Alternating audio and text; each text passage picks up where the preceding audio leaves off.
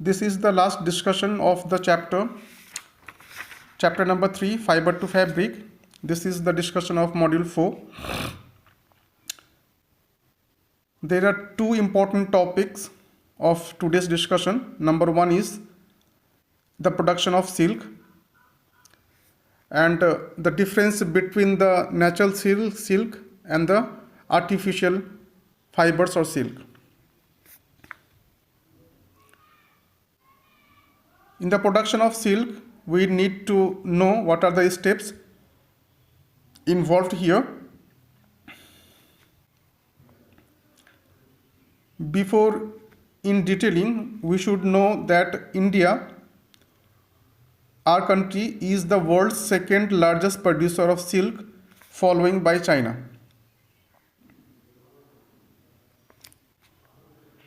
And the steps are: number one, egg hatching to form larvae of the caterpillars. It is the first step. In order to do this, we have to select first the healthiest moth for breeding. This is the step one. And to grow into, so that they can grow into the caterpillars, or we can say the silkworms. In the second step, it is the formation of pupa. It is the formation of pupa. You can see here pupa. And in this diagram, caterpillars are eating the leaves.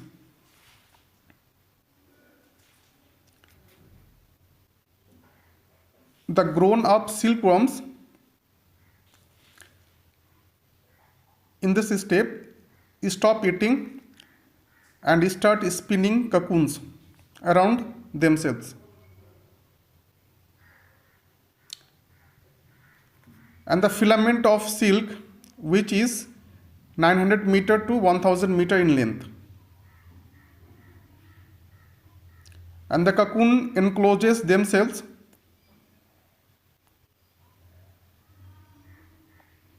The cocoon encloses the silkworm inside it. And pupa, what is pupa? Pupa is the silkworm inside the cocoon.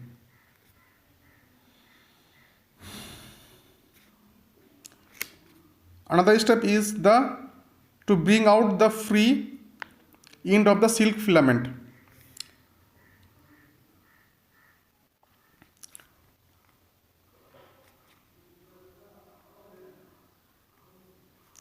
In order to do this, we have to take the fully grown cocoons enclosing pupa, which are to be collected first, and thereafter they have to be immersed in the hot boiling water. And thereafter they are to be placed in the cold water bath. And this practice will kill the pupa inside the cocoon, and it will help to lose the silk fibers to separate out. And finally, they have to be dried under the sun or in the dryers, so that brushing the cocoons gently, we can easily bring out the free end of the silk filament. After this, the process that is involved is known as the railing.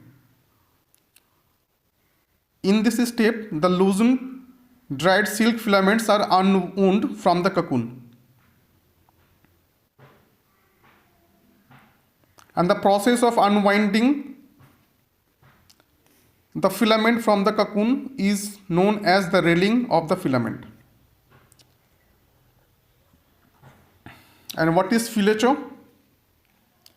The factory where silk fiber is unwound from the cocoon into bundles of silk thread or the yarn. It is called the filature.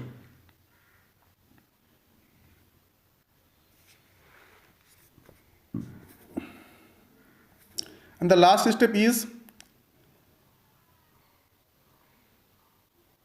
the preparation of the silk yarn. Silk threads are cleaned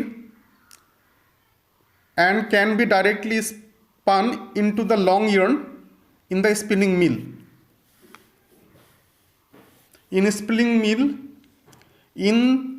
mill, the silk threads are cleaned and smooth and can directly be spun into the long yarn.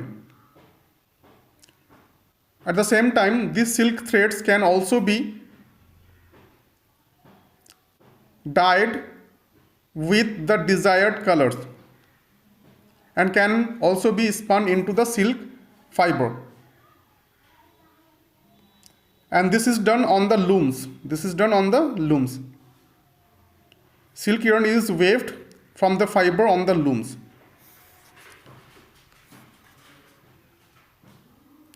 Now it is very good to know that synthetic silk known as rayon is prepared from the cellulose and other chemicals.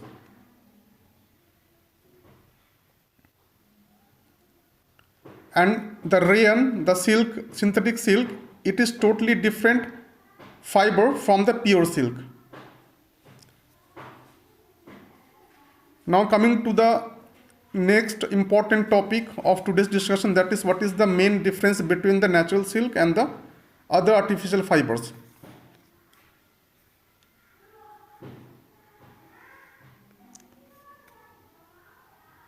Natural silk, the characteristics, this is the characteristics and this is the observation. On burning, natural silk burns.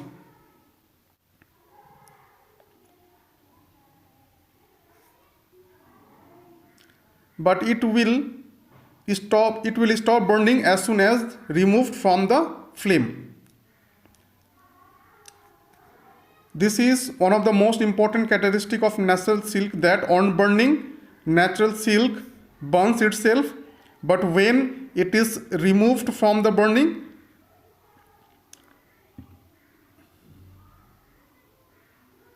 or the flame, it will stop itself from burning. And what will be the smell? The smell of natural silk is no strong odor, and it generally gives out the smell of burning hair. Therefore, considering these two important characteristics, we can easily identify that this is the case of natural silk. On burning, it will burn, and when it is removed from the flame, it will stop itself. And the smell, there will be no strong odor